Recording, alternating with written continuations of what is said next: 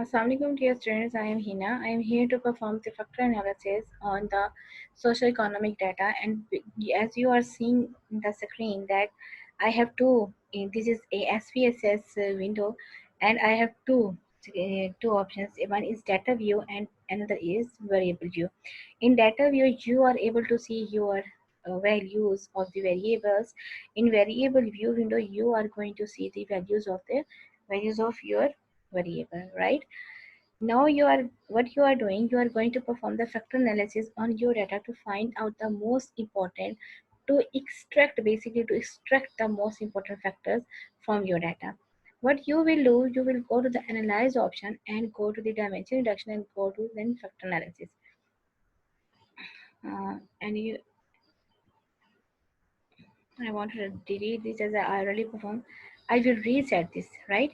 What I did, I entered all of these variables, select these variables and click on this arrow sign, and all of these variables shift from left to right side.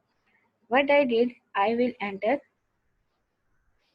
all of these variables to the variable window. First I will select and then I will click on the arrow button,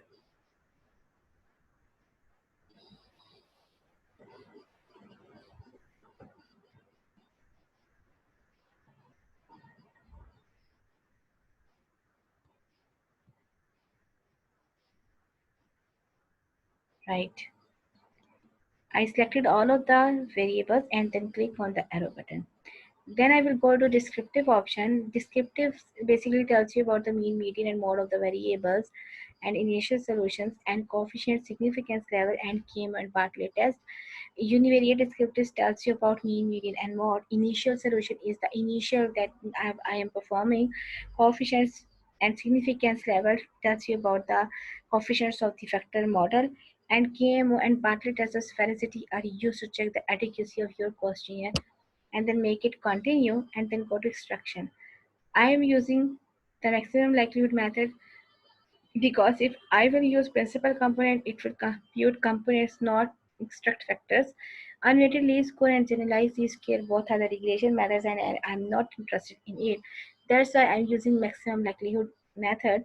And principal axioms factoring and alpha factoring and image factoring are the advanced method that is not of our interest. Then go to the extract option and you can see that I will check mark unrotated factorization as a key plot and then go to extract. Now extract mean that it will extract those factors whose eigenvalues are greater than 1. If the eigenvalues are not greater than 1, they will not extract those factors. And it is by default, and I will make it remain the same. And maximum iterations for convergence will be 25, so it will be 25 and continue and go to rotation. I don't need any kind of rotation at this stage because I am on the initial states and I just want the extract factors and I don't need the loading plots, and go to continue. Scores, I will save scores as regression because maximum likelihood is a regression technique. I don't need an extra work. Continue and options will remain the same and go to OK. When you will go to OK, now you can see an output window. You will see an output window, right? Here is an output window. As you are saying that I have descriptive statistics. In descriptive statistics I have gender respondent, age of respondent. It means that they are telling you about the mean, median, and mode of each and every variable. Next, go to the correlation matrix. Correlation matrix represent the correlation among the variables, and mm, um, this is correlation matrix, and then is significance, and it tells you about the significance. We are just interested in the correlation matrix, and you know that the minus sign represent the negative correlation or a positive sign represent the positive correlation. And then move to the KMO and Bartlett test. Here the KMO and Bartlett test, the value of the KMO test is 0.654. It means that the question is of good and not so bad, so I can apply here factor analysis test, right? And communities, what is communities? Communities are the sum of the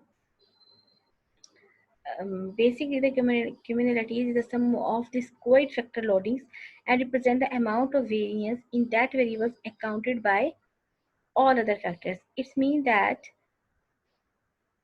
this cumulative tells you about the variance in of that variable accounted by other variables, right?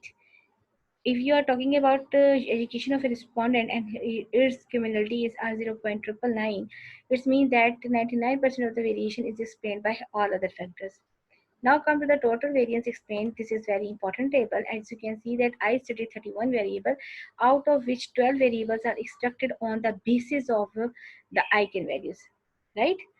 On the basis of the eigenvalues, I extract 12 factors and all of them combined collectively 48% of the variance explained by these 12 factors. And this is the loading plot all of you will know, and this is factor matrix. This is not of our interest at this time. Now go to the analyze option again, and what you will do, go to dimension reduction factor and perform all of the same and use rotation as varimax and rotated solution to and loading plots and make it continue and okay. Now you can see all of the options are the same. Now the important is rotated factor matrix and